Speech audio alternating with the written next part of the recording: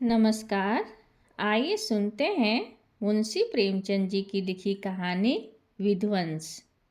जिला बनारस में वीरा नाम का एक गांव है, जहां एक विधवा वृद्धा संतानहीन गौड़िन रहती थी, जिसका भुनगी नाम था।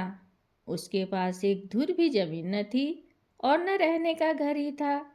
उसके जीवन का सहारा केवल एक भाड़ था। गांव के लोग प्राय एक बेला चबेना या सत्तू पर निर्वाह करते ही हैं, इसलिए भुनगी के भाड़ पर नित्य भीड़ लगी रहती थी। वह जो कुछ भुनाई पाती वही भून या पीस कर खा लेती और भाड़ की ही झोपड़ी के एक कोने में पड़ी रहती। वह प्रातःकाल उठती और चारों ओर से भाड़ झोंकने के लिए सूखी पत्तियां बटोर लाती।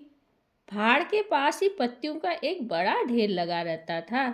दोपहर के बाद उसका भाड़ जलता था, लेकिन जब एकादशी या पूर्णमासी के दिन प्रथानुसार भाड़ न जलता या गांव के जमींदार पंडित उदयभान पांडे के दाने भुनने पड़ते, उस दिन उसे भूखे ही सो जाना पड़ता था। पंडित जी उससे बेगारी में दाने ही न भुनवाते थे, बल्कि उसे उसके घर का पानी भी भरना पड़ता था, और कभी कभी इस हेतु से भी भाड़ बंद रहता था। वह पंडित जी के गांव में रहती थी, इसलिए उन्हें उससे सभी प्रकार की बेगार लेने का अधिकार था। उसे अन्याय नहीं कहा जा सकता। अन्याय केवल इतना था कि बेगार सूखी लेते थे।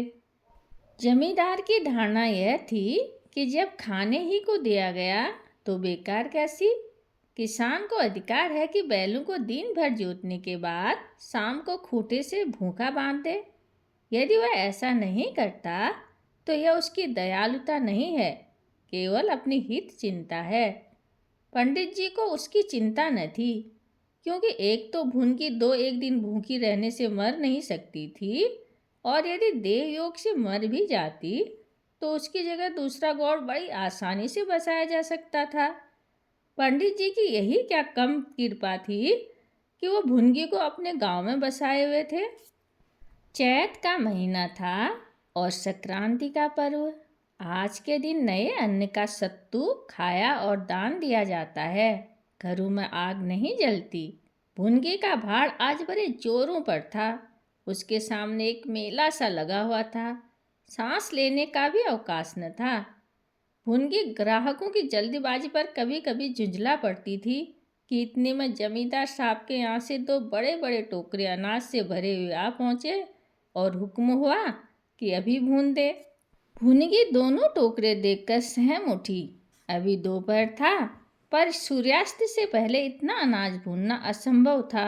घड़ी दो घड़ी और मिल जाते तो एक अठवारे के खाने भर को अनाज हाथ आता।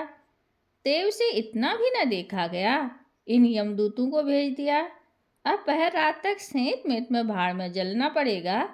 उसने नैराश्य भाव से दोनों टोकरे ले लिए। चपरासी ने डांट कर कहा, देर न लगे, नहीं तो तुम जानोगी। भुनगी, यहीं बैठे रहो, जब भुन जाए तो लेकर जाना। किसी दूसरे के दाने छूं तो हाथ काट लेना। चपरासी, बैठने की हमें छुट्टी नहीं है, लेकिन तीसरे पैर तक दाने भुन जाए। चपरासी तो ये ताकीद करके चलते बने और भुनगी अनाज भूनने लगी, लेकिन मन भर अनाज भूनना कोई हंसी तो थी नहीं। उस पर बीच बीच में भुनाई बंद करके भाड़ भी चौंकना पड़ता था। अतएव तीसरा पहर हो गया और आधा काम भी न हुआ। भुनगी को भय हुआ कि जमींदार के आदमी आते होंगे, आते ही गालियां देंगे, मारेंगे। उसने और वेग से हाथ चलाना शुरू किया। रास्ते की ओर ताकती और बालू नाद में छोड़ती जाती थी, यहाँ तक कि बालू ठंडी हो गई, सेवड़े निकलने लगे। उसकी समझ में न आता था क्या करे। न भूनते बनता था, न छोड़ते बनता था। भुनगी सोचने लगी, कैसी विपत्ति है। पंडित जी कौन मेरी रोटियां चला देते हैं, कौन मेरे आंसू पोंछ देते हैं। अपना रक्त जलाती हूँ तब कहीं दाना मिलता है, लेकिन जब देखो खोपड़ी पर सवार रहते हैं। इसलिए न कि उनकी 4 अंगुल धरती से मेरा निस्तार हो रहा है। क्या इतनी सी जमीन का इतना मोल है। ऐसे कितने ही टुकड़े गांव में बेकाम पड़े हैं, कितनी बकरियां उजड़ी पड़ी हुई हैं, वहाँ तो केसर नहीं उपजती, फिर मुझी पर क्यों ये आठों पहर धौंस रहती है। कोई बात हुई और ये धमकी मिली कि भाड़ खोद कर फेंक दूंगा, उजाड़ दूंगा। मेरे सिर पर भी कोई होता तो क्या बौछार सहनी पड़ती। वह इन्हीं कुत्सित विचारों में पड़ी हुई थी कि दोनों चपरासियों ने आकर कर्कश स्वर में कहा, क्यों री, दाने भुन गए? हुनकी ने निडर होकर कहा, भून तो रही हूँ, देखते नहीं हो। चपरासी, सारा दिन बीत गया और तुमने इतना अनाज न भूना गया? यह तो दाने भून रही है कि इन्हें चौपट कर रही है। यह तो बिल्कुल सेवड़े हैं, इनका सत्तू कैसे बनेगा? हमारा सत्यानाश कर दिया। देख तो आज महाराज तेरी क्या गति करते हैं। परिणाम यह हुआ कि उसी रात को भाड़ खोद डाला गया और वह अभागिनी विधवा निरावलंब हो गई। भुनगी को अब रोटियों का भी कोई सहारा न रहा। गांव वालों को भी भाड़ के विध्वंस हो जाने से बहुत कष्ट होने लगा। कितने ही घरों में दोपहर को दाने ही न मयस्सर होते। लोगों ने जाकर पंडित जी से कहा कि बुढ़िया को भाड़ जलाने की आज्ञा दे दीजिए, लेकिन पंडित जी ने कुछ ध्यान न दिया। वे अपना रौब न घटा सकते थे। बुढ़िया से उसके कुछ शुभचिंतकों ने अनुरोध किया कि जाकर किसी दूसरे गांव में क्यों नहीं बस जाती, लेकिन उसका हृदय इस प्रस्ताव को स्वीकार न करता। इस गांव में उसने अपने जीवन के 50 वर्ष काटे थे। यहाँ के एक एक पेड़ पत्ते से उसे प्रेम हो गया था। भुनगी के जीवन के सुख दुख इसी गांव में भोगे थे। अब अंतिम समय वह इसे कैसे त्याग दे, वह कल्पना ही उसे संकट में जान पड़ती थी। दूसरे गांव के सुख से यहाँ का दुख भी प्यारा था। इस प्रकार एक पूरा महीना गुजर गया। प्रातःकाल था। पंडित उदयभान अपने 2-3 चपरासियों के लिए लगान वसूल करने जा रहे थे। कारिंदों पर उन्हें विश्वास न था। पंडित उदयभान नजराने में, डांडबाद में, रसूम में वे किसी अन्य व्यक्ति को शरीक न करते थे। बुढ़िया के भाड़ की ओर ताका तो बदन में आग सी लग गई। उसका पुनरुद्धार हो रहा था। बुढ़िया बड़े वेग से उस पर मिट्टी के लौंदे रख रही थी। कदाचित उसने कुछ रात रहते ही काम में हाथ लगा लिया था और सूर्योदय से पहले ही उसे समाप्त कर देना चाहती थी। बुढ़िया को लेश मात्र भी यह शंका न थी कि मैं जमींदार के विरुद्ध कोई काम कर रही हूँ।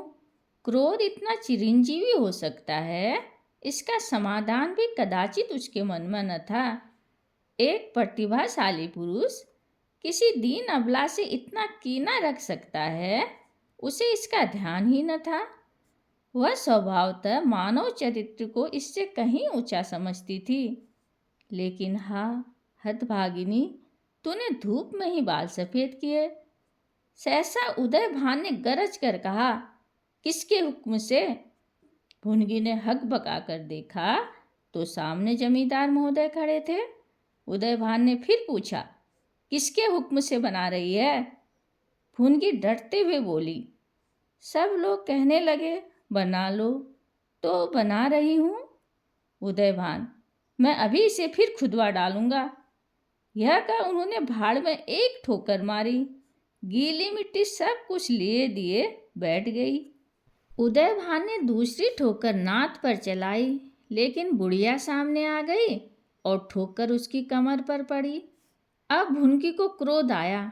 कमर सहलाते हुए वह कुछ सहमते हुए बोली, महाराज, तुम्हें आदमी का डर नहीं है तो भगवान का डर तो होना चाहिए। मुझे इस तरह उजाड़ कर क्या पाओगे? क्या इस 4 अंगुल धरती में सोना निकल आएगा? मैं तुम्हारे ही भले की कहती हूँ, दीन की हाय मत लो, मेरा रोवां दुखी मत करो। उदयभान, अब तो यहाँ फिर भाड़ न बनाएगी? भुनगी, भाड़ न बनाऊंगी तो खाऊंगी क्या? उदयभान, तेरे पेट का हमने ठेका नहीं लिया है। भुनगी, टहल तो तुम्हारी करती हूँ, खाने कहाँ जाऊँ? उदयभान, गांव में रहोगी तो टहल करनी पड़ेगी। भुनगी, टहल तो तभी करूँगी जब भाड़ बनाऊंगी, गांव में रहने के नाते टहल नहीं कर सकती। उदयभान, तो छोड़कर निकल जा। भुनगी, क्यों छोड़कर निकल जाऊं? 12 साल खेत जोतने से आसामी काश्तकार हो जाता है। मैं तो इस झोपड़े में बूढ़ी हो गई। मेरे सास ससुर और उसके बाप दादे इसी झोपड़ी में रहे। अब इसे यमराज को छोड़कर और कोई मुझसे नहीं ले सकता। उदयभान, अच्छा, तो अब कानून भी भगाने लगी। हाथ पैर पड़ती तो चाहे मैं रहने भी देता, लेकिन अब तुझे निकाल कर तभी दम लूँगा चपरासियों से। अभी जाकर उसके पत्तियों के ढेर में आग लगा दो, देखें कैसे यह भाड़ बनता है। एक क्षण में हाहाकार मच गया। ज्वाला शिखर आकाश से बातें करने लगी। उसकी लपटें किसी उन्मत्त की भांति इधर उधर दौड़ने लगी। सारे गांव के लोग उस अग्नि पर्वत के चारों ओर जमा हो गए। भुनगी अपने भाड़ के पास उदासीन भाव में खड़ी यह लंका दहन देखती रही। अकस्मात वह वेग से आकर उसी अग्निकुंड में कूद पड़ी। लोग चारों तरफ से दौड़े, लेकिन किसी की हिम्मत न पड़ी कि आग के मुंह में जाए। क्षण मात्र में उसका सूखा हुआ शरीर अग्नि में समाविष्ट हो गया। उसी दम पवन भी वेग से चलने लगा। ऊर्ध्वगामी लपटें पूर्व दिशा की ओर दौड़ने लगी। भाड़ के समीप ही किसानों की कई झोपड़ियां थी। वे सब उन्मुक्त ज्वालाओं का ग्रास बन गई। इस भांति प्रोत्साहित होकर लपटें और आगे बढ़ी। सामने पंडित उदयभान की बखार थी, उस पर झपटी। अब गांव में हलचल मची। आग बुझाने की तैयारियां होने लगी, लेकिन पानी के छींटों ने आग पर तेल का काम किया। ज्वालाएं और भड़की और पंडित जी के विशाल भवन को दबोच बैठी। देखते ही देखते वह भवन उस नौका की भांति जो उन्मत्त तरंगों के बीच में झकोरे खा रही हो, अग्नि सागर में विलीन हो गया। और वह क्रंदन ध्वनि जो उसके भस्मावशेष में प्रस्फुटित होने लगी, भुनगी के शोकमय विलाप से भी अधिक करुणाकारी थी। धन्यवाद।